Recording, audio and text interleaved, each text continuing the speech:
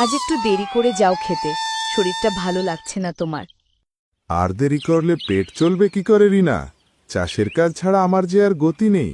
কিন্তু প্রতিদিন ভোর থেকে সন্ধে পর্যন্ত তুমি খাটছ, শরীরটাকে তো একটু বিশ্রাম দিতে হয়, তাই না? বিশ্রাম বিশ্রাম নিলে কি উঠোনে চাল পড়বে? ফসলের দাম তো এখন কম। এবার যদি ক্ষতি হয়, আমাদের ঘরের হাড়ি চড়বে কিসেরই না?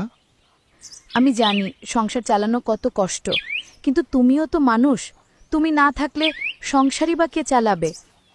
আমিও বুঝিনি না, কিন্তু রিপন স্কুলে পড়ে, ওকে কিছুটা ভালো রাখতে চাই। ও যেন কষ্ট না বুঝে, তাই তো দিনরাত খাটি, ও যেন আমার মতো না হয়। তুমি যতই শক্ত হও, আমি জানি তোমার কাঁধে কত বোঝা। আজের এত সকালে কাজ করতে হবে না, বেলা বেরোক তখন গিয়ে কাজ করো। ঠিক আছে, আজ সকালটা একটু বসে থাকি তোমার পাশে। অনেক দিন তো তোমার সাথে বসে গল্প করাও হয় না। রিপন, এবার একটু হাত মুখ ধুয়ে নে, বেলা হয়ে গেছে রে বাবা। আহ মা, একটু দাঁড়াও না। জানালার পাখিটা কি সুন্দর গান গাইছে। তোর মতো দুষ্টু ছেলের কাছেও প্রকৃতি ভালো লাগে, শুনলে অবাক লাগে। আমি কিন্তু ভালো ছেলে মা, তুমি শুধু বাবাকে বলো আমি দুষ্টু।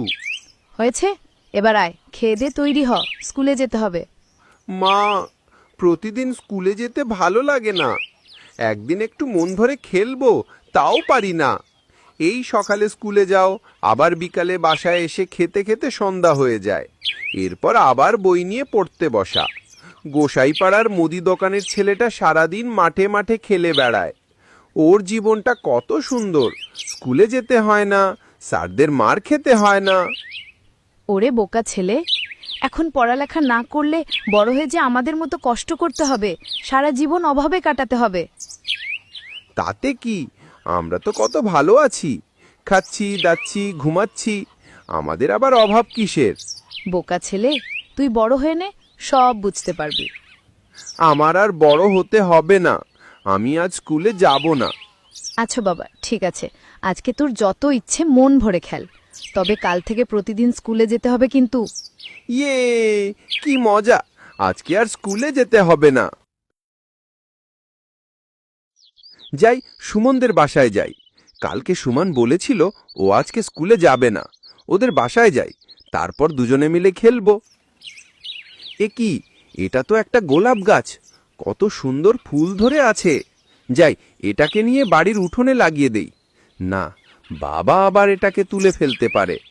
একদিন একটা বিচুটি পাতার গাছ লাগিয়েছিলাম, ভেবেছিলাম বড় হলে স্কুলে নিয়ে বন্ধুদের মাখিয়ে দেব, কিন্তু না, বাবা সে কি কাণ্ড করলো।